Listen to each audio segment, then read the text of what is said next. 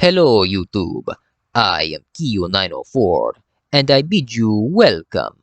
You are all in for a spooky October. Okay, I'll stop with the terrible Lugosi impression. Happy Halloween, everyone.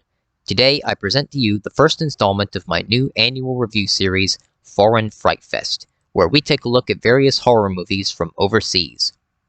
The movie we'll be discussing today is the 1978 Australian sci-fi flick simply titled Patrick, directed by Richard Franklin and written by Everett de Roche. Before we go any further though, I'd like to warn you that this review will contain spoilers. We open up with the titular character Patrick murdering his parents in their bathtub. Fast forward to 3 years later, where we're introduced to our main protagonist, Kathy Jacquard, who applies for a job as a nurse at a private hospital in Melbourne, Australia called the Rogette Clinic. She is then assigned to a now comatose Patrick, who was admitted there after his parents' death. We never actually get an explanation on why he went into a coma. However, it's revealed that Patrick has a secret power known as telekinesis, the ability to manipulate objects with one's mind. He demonstrates this by trying to drown a doctor, Brian Wright, at a pool party who starts to get close to Kathy. Later on, he reveals his powers by using a typewriter to send her a message and communicates via spitting. However, he remains unresponsive when Kathy tries to show the hospital matron and types another message for her to keep the revelations a secret. As Kathy and Brian begin going out, Patrick, out of jealousy, uses his power to ransack Kathy's apartment, which she blames on her ex-husband Ed, whom she recently divorced from. While at work, Patrick reveals which parts of his body he can feel to Kathy, and develops an erection when she touches his genitals. Unfortunately, the matron catches her in the act, but only reprimands the young nurse, telling her to keep any theories on Patrick's awareness to herself. Later that evening, Kathy discovers that Ed has cleaned her apartment and cooked her dinner in the hopes of eventually getting back together. However, Patrick doesn't take too kindly to this, and mind controls him to hold a hot bowl of casserole with his bare hands, severely burning them. He also types Kathy a threatening message the next day, revealing more of his controlling and sociopathic nature to her. Ed also shows up at the hospital with a bouquet of flowers for Kathy, but Patrick uses his powers to trap him in the clinic's broken elevator.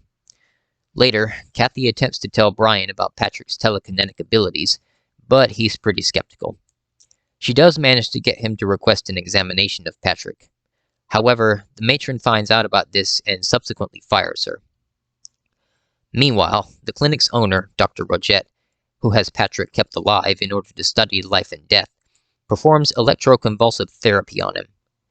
That night, Kathy and Brian sneak into the hospital to examine Patrick using strobe lights on him.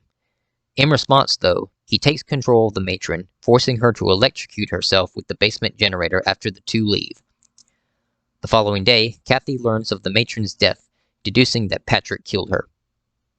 She then desperately tries to convince Brian and the police about this, but they're both dismissive about her claims. After her falling out with Brian, Kathy learns that Ed hasn't been seen in some time, and that his car has been towed after being left at the hospital. This lets her know that Patrick had something to do with his disappearance and heads over there. Meanwhile, Rogette, who seems to be aware of how dangerous Patrick is, attempts to kill him with a potassium chloride injection, but is thwarted and telekinetically thrown out of his room. Kathy then arrives and goes straight for Patrick, demanding to know what happened to Ed. It's then he types her another message, either kill him with the injection Rogette was going to use, or allow Ed to die.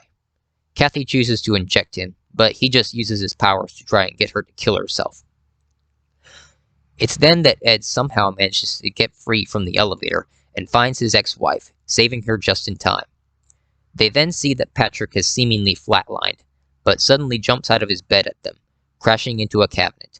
Rogette assumes this was simply a motor reflex, and Patrick is laid back on his bed.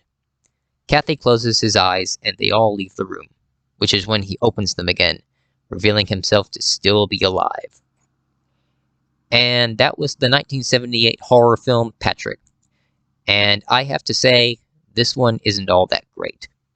While the movie had a couple of good creepy scenes, it was lacking genuine moments of fright and suspense. So I found it pretty boring for the most part. With the exception of Patrick, who successfully came across as unsettling, the rest of the characters were just dull.